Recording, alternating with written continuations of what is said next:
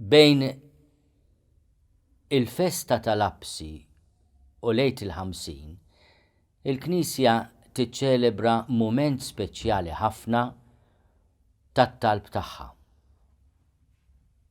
Terġa' tidħol fil-kamra ta' fuq flimkien ma' Marija Ġesu u titlob qawwa kbira id-don tal-Ispirtu Qaddis tal-Mulej. Meta il-Knisja tipprova tifhem u tfiem min hu l-Ispirtu Santu, it-tielet persuna tas-Santissima Trinità Alla wieħed, tuża l-immaġini li aħna nsibu fil-Kotba Mqazza. L-esperjenza ta' Pentekoste tfisser l-Ispirtu Qaddis bħala riħ qawwi u ilsna tan-nar li deru fuq l-irjus tad-dixxipli tal-Mulej. Il-qawwa tal-Ispirtu Santu tbiddel dan il-grupp ta' nies imbeżżajn mill-Lut u mir-Rumani f'apostli, f'missjonarji.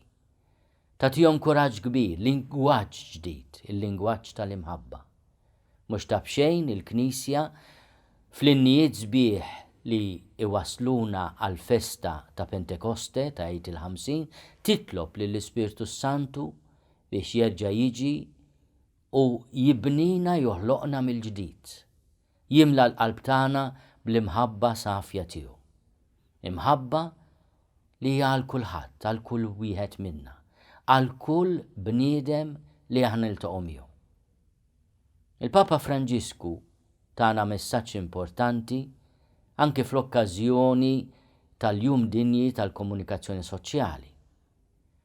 U sfidana bil-mod qawwi u fl-istess ħin ħelu tiegħu biex aħna nibnu ċiviltà tal-imħabba imsejsa fuq ir-rispett ta' kull bniedem. U min hu?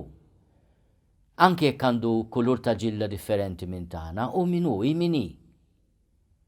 Kemm għandna bżonn nisimgħu dan il-kliem, kemm għandna bżonn nitolbu lill-Ispirtu Qaddis tal-Mulej biex fil-qalb tagħna jnissel spirtu ta' ndiem għal bnubietna imma wkoll spirtu ta' kuraġġ li bih aħna nagħtu xhieda tal-imħabba vera, tal-imħabba safja, tal-imħabba li tmitt ida biex tgħin lil min għandu bżonn u nagħtuh ukoll lil min għandu bżonn il-ħarsa ta' ħniena u l-kelma ta' kuraġġ.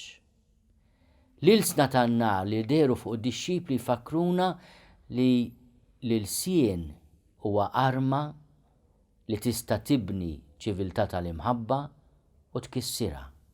Ejjew nitolbu. Mod speċjali f'dan iż-żmien biex il-kliem li nużaw għal xulxin ikun dejjem kliem ta' rispett u ta' mħabba.